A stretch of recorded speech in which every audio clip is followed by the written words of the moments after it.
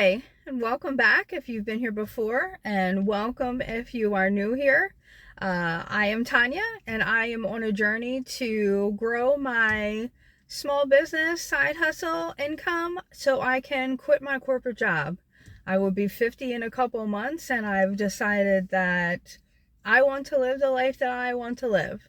And I'm not happy. I'm not happy at my corporate job. So we are on a journey to get out of there.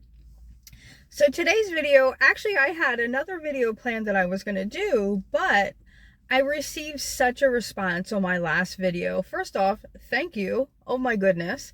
Thank you for all your comments, all your support. Wow, I was absolutely not expecting for any of that to happen ever for any of my videos. So thank you.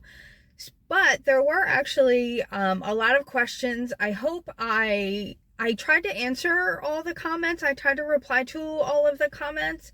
YouTube actually, they list your comments. They don't list them in the order that they're received. So I kind of lost where I was sometimes in replying. So hopefully I replied to all of the comments that kind of needed a reply or something like that. So if I didn't, I'm so sorry. Also, I decided that I was going to make a video. So that's actually what this video is about, is actually kind of answering and responding some of your questions. And I have some notes here. So if you see me looking down, I made myself some notes just to make sure that I addressed everything that seemed to kind of be asked. So without further ado, let's just get into it. So as kind of a recap, I have basically 4 side hustles. One of them I more consider my small business, and the others are kind of, I guess, side hustles. I don't know. Side hustles to me is such a weird word. 2 words. It's 2 words. So whatever, we'll use them. I have no idea. So anyway, my main the main thing that I am trying to grow, the main thing that I've had the longest, is my Shopify store. I do print on demand. And so that's the main thing that gets the majority of my attention. That's the one that I'm really trying to grow into a small business. And that also was one of the things that was asked about a lot. And then the other things that I have are my ASMR channel. So I make ASMR videos for YouTube. And then I'm also trying, and these are the 2 newest things, is I am doing affiliate marketing, the Amazon links affiliate marketing. And I have also been recently trying focus groups. So the 2 main things that were actually really asked about a lot was my Shopify store and the focus groups. So hopefully I will answer all of your questions or whatever. First off, let me just say I'm not an expert in any of this stuff. I'm not. So I can only just kind of give you my personal opinions and what I have personally experienced. Again, I'm not an expert. If you are looking for more information on any of this stuff, YouTube, definitely. YouTube is actually how I learned how to do print on demand, and I still constantly watch videos how to learn different things and all that. So I very much encourage you to do that, to look up on YouTube. And then focus groups I heard about on Instagram.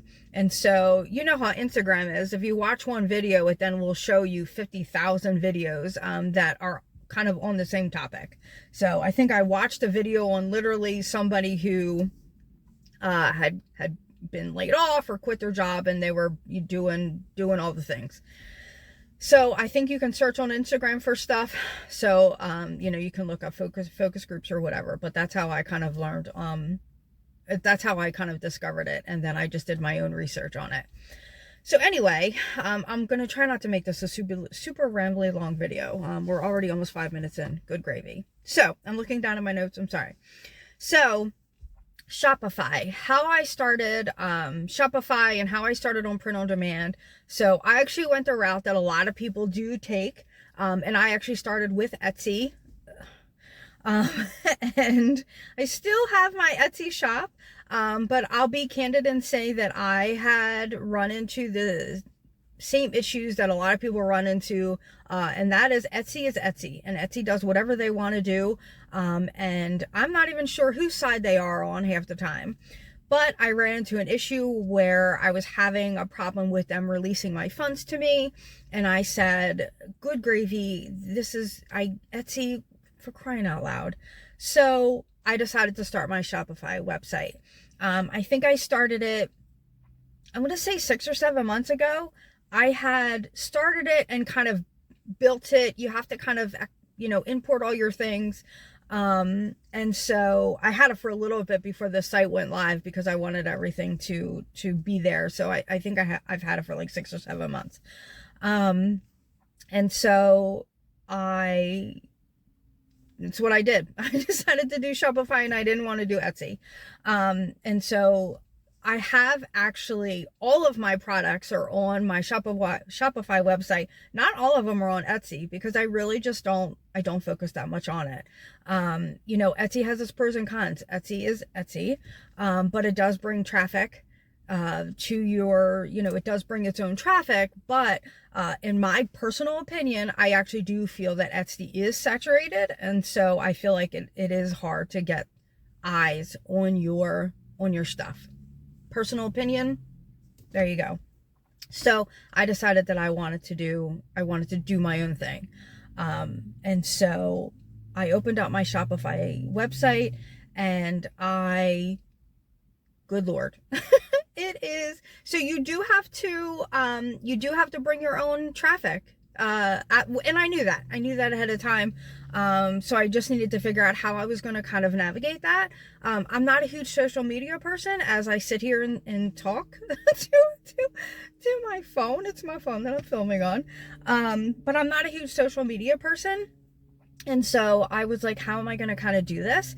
And so for me, I very strongly, probably, I don't even know, maybe 80% of what I focus on is I use Pinterest to market my store. And so with Pinterest, Pinterest isn't social media, it's actually a search engine. And so for me, it is much easier for me to make pins than try to film myself. Again, ironic. So that's what I did. I actually looked the other day on how many pins I've created, and I have over 73,000 pins on Pinterest. I will say not all of those are mine. Some of them are repins of other people's stuff that on Pinterest you create boards. And so a good way to kind of get a little bit more engagement and traffic to your Pinterest boards and your page and stuff is actually to also repin other people's stuff. And so that's what I did. I don't have a ton of them, but also I do have some. And so I spent the first, I think, 3 months aggressively making pins. I'm in like crazy town amount of pins. Every single day, multiple pins for 3 months straight.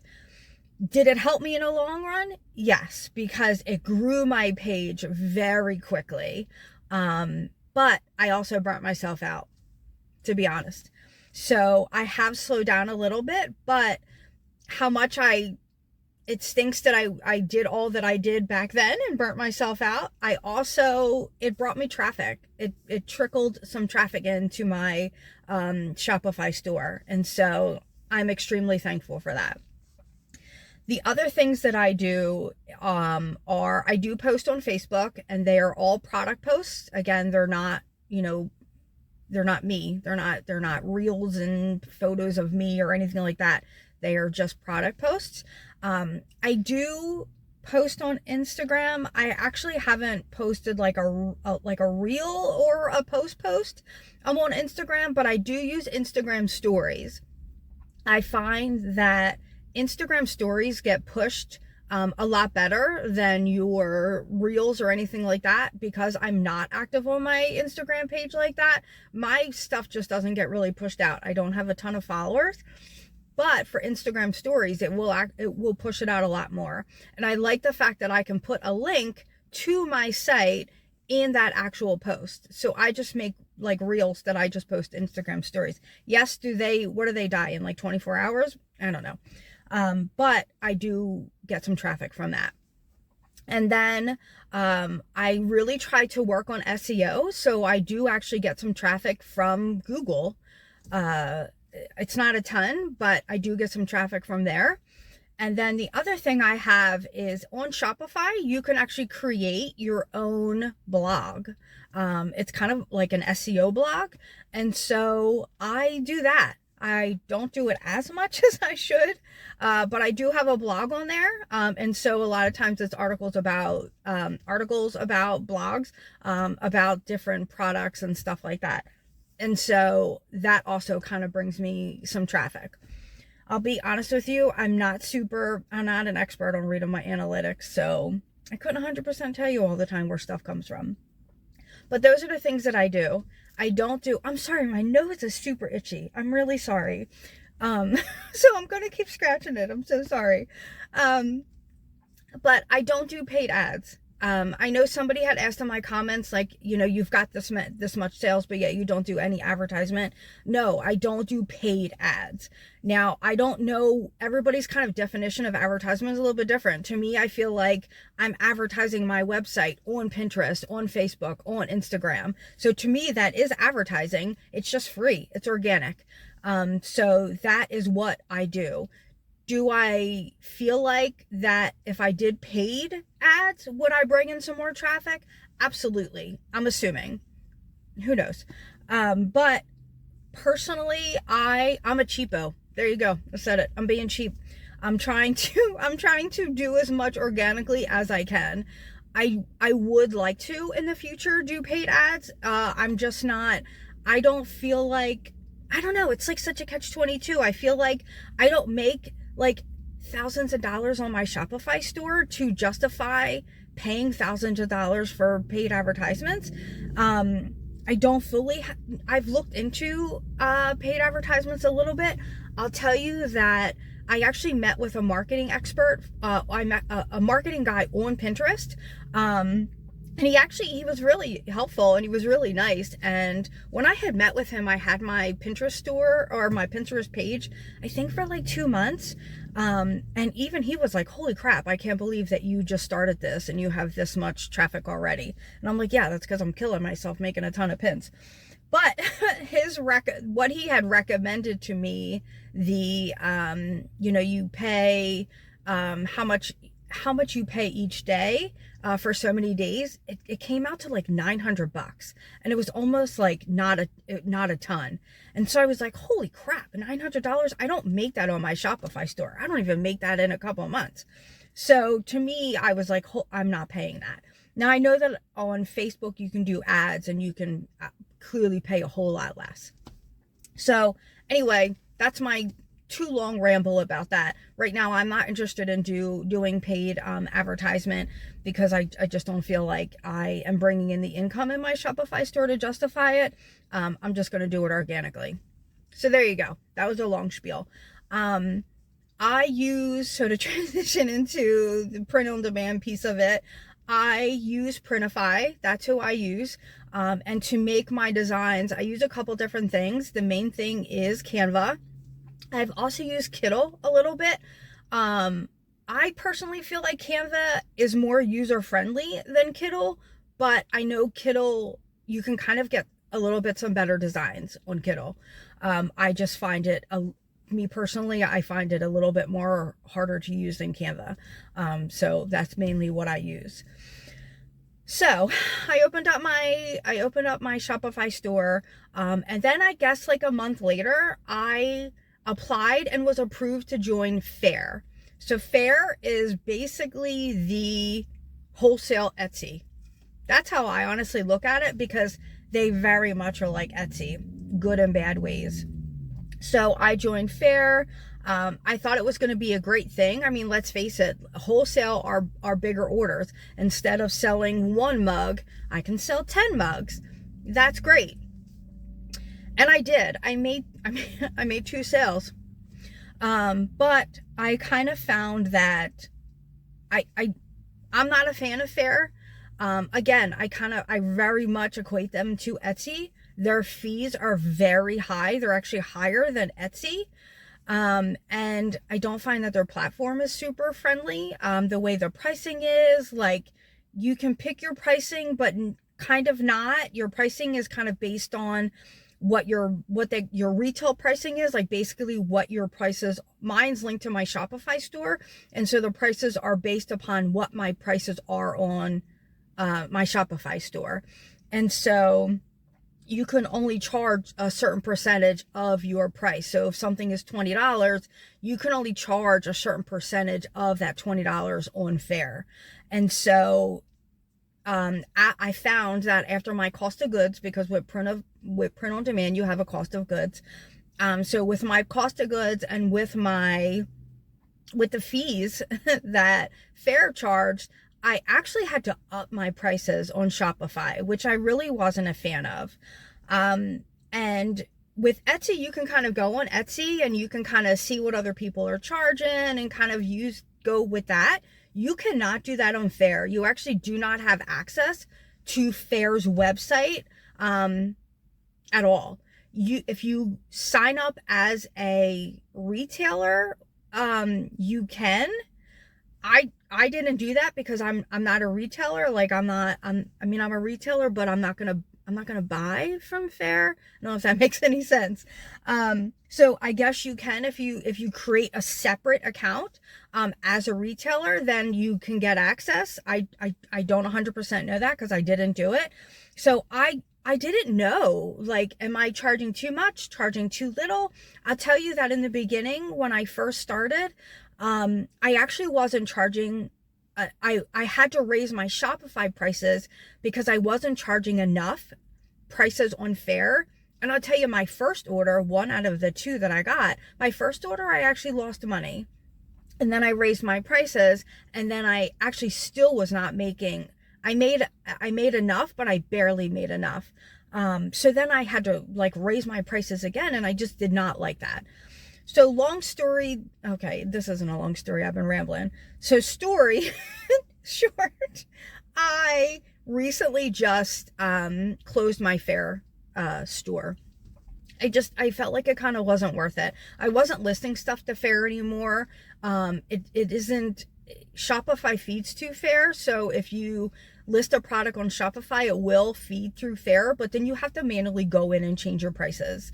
And it was just too much. And I wasn't making any sales. So I felt it wasn't worth my time.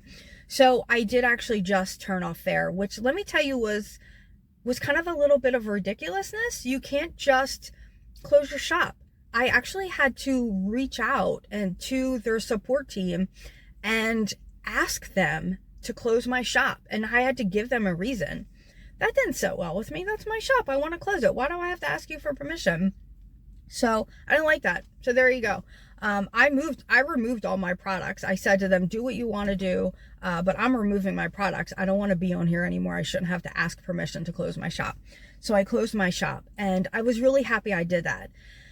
And I was actually able to go back in and lower prices on my Shopify store because I was not happy with a lot of the prices on there. I just felt that they were too high, but I had made them high for Fair, which really seemed ridiculous to me. So I was happy to lower the prices. I'm looking at my notes to make sure I'm not missing anything. No, that's it. I think that's it. So hopefully I covered everything for Shopify. If you have any other questions, feel free to ask in the comments. And again, I very much encourage you to check out different content creators on how they started their store and how to use Printify and all that. I'm happy to answer any comments. I'm not going to make any videos on how I do stuff. So I very much encourage you to check out different creators. Oh my gosh, I'm just going to continue to itch my nose. I'm so sorry. Second thing, focus groups. Yeah, I really like it. I'm still doing them. I don't know how much I earned this week. I did I did a little bit less surveys than I did last week. I made like $260 last week. I don't know what I made this week. And that is because so I use Prolific. That's who I use. I had checked out user interviews, but like I mentioned in my last video, it just didn't fit in my schedule. You have to apply for the surveys, and then when you get approved, you have to almost immediately go do that survey. And I work a full-time job. I work a full-time corporate job during the day. Excuse me. And I can't sit here and I pop over to a survey that's like 30 minutes long. I just can't do that. So I stopped applying. So I don't have any other feedback on user interviews, except if you sign up for them, you have to know that when you get approved, you have to immediately go in there and do that survey, because they actually approve a bunch of people, but they only need a certain amount of people. So I have stuck with Prolific. So with Prolific, the amount you can make per survey is extremely small. Very transparent. I want to be very transparent about it. It's very small. You can literally make anywhere from 10 cents to like, oh my goodness, like $10. Now, depending on what survey you decide to do, you can a lot of them are very, very easy. Very, very quick. They only take like a couple minutes, if that. They'll ask you just a couple questions and the survey's over. But again, you're only going to make like, 10 cents, 40 cents. I feel like 40 cents is like, kind of like a common thing. Or like a couple dollars. Then there are higher surveys. I did one the other day or yesterday, I think, that was like $10. And I just answered a bunch of questions. And I think that one actually took me like 10, 15 minutes. So it all depends on what you're looking to do. For me, with my schedule and all the things, these are easy for me, because then I can just quick pop in when I have a moment. I can quick do a survey and they add up. Now, the thing with them is that, and I just recently kind of looked into this a little bit more. So for the surveys, they either are approved immediately. It's however the researcher sets it up. So it's either approved immediately or it needs to be approved by the researcher. Now, I don't know if some of them have default settings. I don't know if some of them, literally a live person has to look at your answers and approve it. So sometimes, a lot of times your surveys will be approved immediately. Other times, not so much. The second thing is a lot of them will be approved within like 24 hours. But Prolific actually allows them 22 days to approve your answers, which is kind of crazy town, because to be honest with you, I have a survey that's actually been sitting out there for over 2 weeks and it's worth 10 cents and it still hasn't been approved. So I may wait 22 days for 10 cents. So the way your like dashboard will look for Prolific is that you will have your actual available balance, and then you'll have your pending balance. And so because stuff is approved in various ways, you can make that money immediately, and then that money's going to sit there and wait, like that 10 cents that's been sitting there. So for my first week that I did it, it was easy to see how much money I had made, because everything that was on there was what I had done that week. But now that I've kind of been doing it for a little bit longer now, I think I've just finished like my second week or whatever. I have no idea. I have stuff that I did 2 weeks ago. I have stuff that I did like a day ago. So I have no idea what my total is at this point. I'm just doing them. When I have time to do them, I do them. And then that's kind of it. I'm just looking to bring in some immediate extra income. So that's a story on focus groups. Again, those are the only two that I have ever dealt with. I know that there are a ton out there. Just look it up. I do know, and I mentioned this before, I'll just quickly say that I have seen people talk about focus groups, and a lot of them will mention buying a course. Personally, it wasn't for me. I looked up one course just to see what this person was talking about. And the course was like $97. And the course said that they listed like 100 focus groups. But the other piece is that if you buy it, you can then also sell it, or you get like an affiliate link for it. So, I mean, that's great. If you're going to promote that course. It wasn't for me. I just looked it up. I just looked up for these focus groups, and these are the two that I discovered, and that's what I kind of did. So just to let you know that that's an option out there. You can buy a course that you can, I guess, is supposed to give you a whole bunch of more information, but that you can also then promote and earn commission from. So there's your kind of options. So that's it. Those are the two that I do. I do have a note here I wanted to just mention. And the people that I had seen that had talked about doing focus groups, something that I heard a lot of them mention that they also do is mystery shopping. Now, I'm not going to do it just because it involves, most of the time it involves going out. So mystery shopping, I think it can be a lot of different things. Basically, a business wants you to check out their business, however that is, and then you report your experience. So some of the things that I have heard is people go and they check out an apartment as if you are looking to rent, go rent the apartment. So I guess you go look at it, you get the tour. I think you fill out an application. I have no idea. I've heard people say that. And then you report back to whatever, this business, and you say what your experience was. I've heard people talk about they have checked out restaurants. I've heard people talk about, one person actually said that he went and saw a movie. They said, go see this movie. He went and saw it. They reimbursed him for his ticket, and then he also got paid. So that's kind of cool. What else? I did see somebody talk about how they've also done some online. So not all of them are ones that you have to physically go to. But I did see one person say that they went online and they had to apply for like a couple different personal loans. I'm sorry. I'd never do that. I'm not giving out my information. Are you crazy town? But hey, no offense to that person that did it. You do you, boo. It just was not my thing. I wouldn't do it. But those are the type of examples. That's literally all I know about mystery shopping. I don't have any names of companies. I didn't even look into it, but I just noticed that a lot of people that talked about doing the focus groups also talked about doing mystery shopping. So I feel like that they are a little similar, because the focus groups are surveys and you're giving your opinions about whatever the heck they're talking about. And then mystery shopping is you go and check out a business and you give your opinion and feedback on how you experienced it. So I guess they could kind of go together. I'm just not interested in doing the mystery shopping, but I wanted to throw it out there as another option. If I hear about something, I'll let you know. I'll tell you if I tested it. I'll tell you if I didn't test it. Mystery shopping isn't something I tested.